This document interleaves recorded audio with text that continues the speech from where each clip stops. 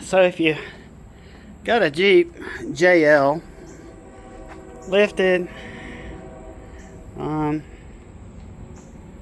when you put it in four-wheel drive, it's making a hellacious noise, and it actually feels like something internally is messed up, like the differential.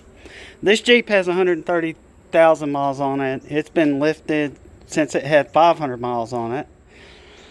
And I was driving to St. Simons. The front end started making a clicking noise. I had a locker in there, a mechanical locker. Anyway, drove back. It was still making noise. I took the locker out, took the whole front end apart, pulled the locker out.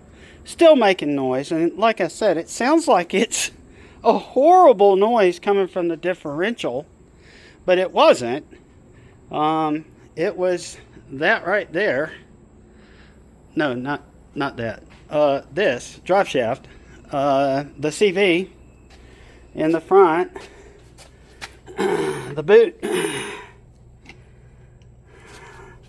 boot tore. You can see the balls, everything in there, and that's what was making that hellacious noise. And it was also bonded up.